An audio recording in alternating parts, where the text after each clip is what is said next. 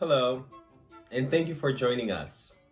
My name is Sanford Placide, and I'm a company artist with the Dance Studio of Harlem. This weekend, the company launched their 2021 season of their on-demand series. And this weekend, we are starting with the ballet Passage, choreographed by Claudia Schreier to the music of Jessie Montgomery. Passage is one of the newest additions to the company's repertoire. And tonight, it is my pleasure to sit and speak with those two incredible women creators. Thank you, Sanford. Introduce yourself and talk a little bit more about you and how you became this amazing woman creator that you are. So I am a composer and a violinist, primarily. I also performed on the first premieres of Passage. I'm an active performer and composer, and a native New Yorker, and so I have a loose relationship with Dance Theater of Harlem, and just that I lived on the same island of Manhattan with the company for my whole life. It really was my first ballet that I'd ever written, and so in that there was a lot of new discoveries that were made, and it was a well-rounded, well-timed project for us. I started choreographing when I was pretty young, when I was about 12, and was creating pieces throughout my childhood into my college years. And then after that, I started dancing when I was 3. I'm also a native New Yorker, born on the Isle of Manhattan, so we also have that in common. And I've just always had a deep love for ballet and for dance, and especially for music. And so it's been really special for me to get to work with Jessie and to create something new that incorporates our voices through conversations. The history of DTH runs so deep, and I've, growing up in New York, I saw as much New York City ballet as I could. And so to know that Arthur Mitchell was the first Black principal dancer at a major New York company at City Ballet, and then took that talent and that brilliance and took a new path with it, has always stayed with me. And so to be able to enter into that legacy so far down the line after so much has been established and so many incredible lives have been crafted around this company, it's really incredible. It's incredible to know that history and then to be able to put our own stamp on it together. Nice. Both of you are native New Yorkers. Did you guys ever work together before, prior to that, to Passage? This was our first time working together. No, we just miss each other. I mean, musicians and dancers don't interact all that much when you're doing your core studies, which I think hopefully we can change that going forward. But we hadn't worked together before. So. We were put in touch through Virginia and through other people, and that's how we came to collaborate. For someone who's watching Passage for the first time, what is Passage about? Well, so we were commissioned to create Passage to commemorate the first arrival of Africans to Virginia in 1619. And it was part of a nationwide acknowledgement of that historic event. And also it was within the 50th anniversary year of the Dance Theater of Harlem. So those two major events were coinciding, and so we were asked by the Virginia Arts Festival to create this work. We wanted to speak to the seriousness and the relevance of that moment. We sort of came at it in an abstract sort of way. The term passage has multiple meanings, one of which is the abstract sense of a journey. It also relates very distinctly and explicitly to the middle passage.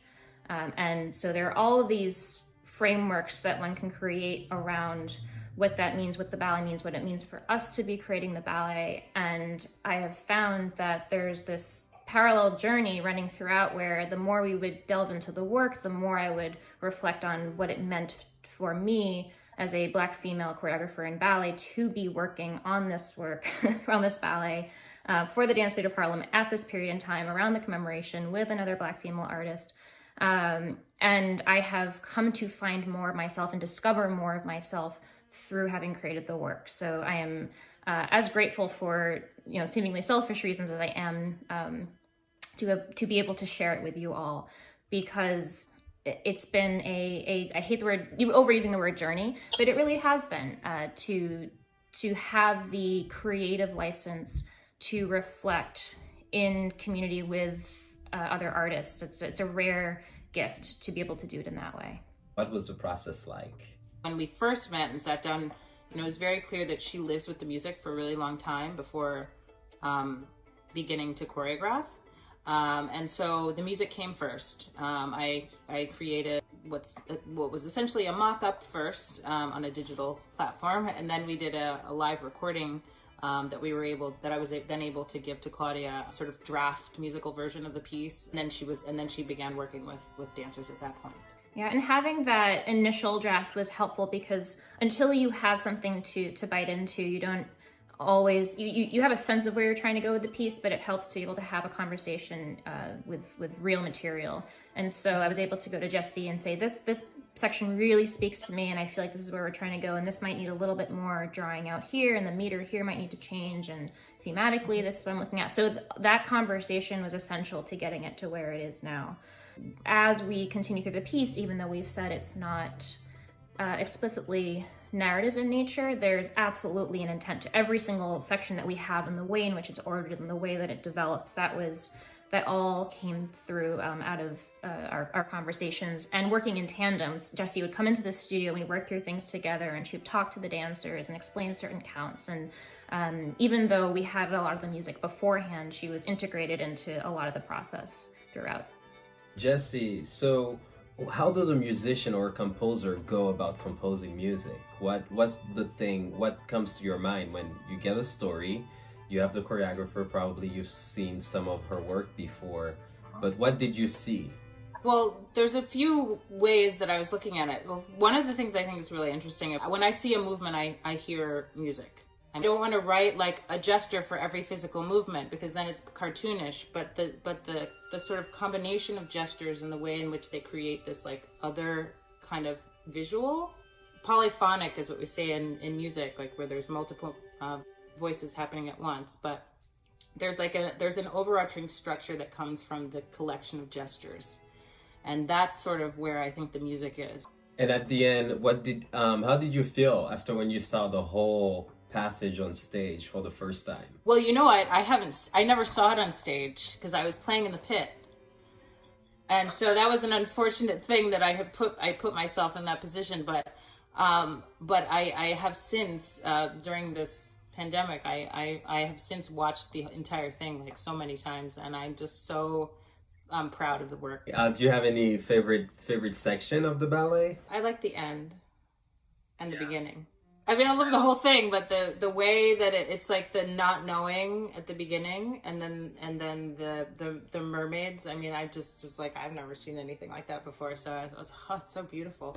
And then and the end, I love the pacing of the ending. Feels really satisfying. I'm really gratified to hear that. Sanford, you've danced it, so you know that there's a lot of technical aspects involved in the beginning and the end and everything in between, and you have to get everything right in conjunction with your partner to make sure that things look smooth. It takes so much teamwork, and there's also such an emotional quality to it that it all has to work together and happen seamlessly.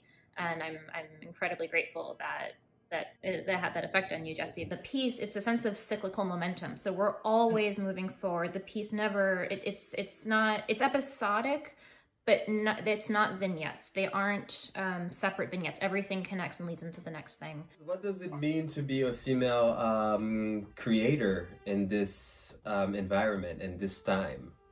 Is not and should not be a question that our work is valid and deserves recognition and exposure and everything that comes along with that. I think that the conversations of the last few years have brought to the fore the fact that there are those of us who deserve to be working, and there are those who deserve to have their work recognized in a way that it was not over the last 100, 200 plus years. And so these movements and these conversations and the programming that has come out of that, I've really appreciated, because it has allowed us to look in every direction. We've looked backward, we're looking at where we are, and we're looking forward. And so my hope is that we continue this momentum and we continue these conversations in a profound way, and so they don't become, marked by the times, and that we don't move on to the next thing. This is like every other conversation about equity and inclusion. They should no longer be up for debate.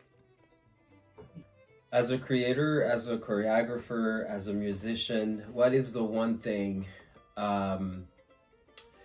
you would like to say with your voice, with your art? I wish that my music brings people joy and lightness in their heart and their spirit, to relieve the pain of life, which is full of all kinds of different kinds of challenges.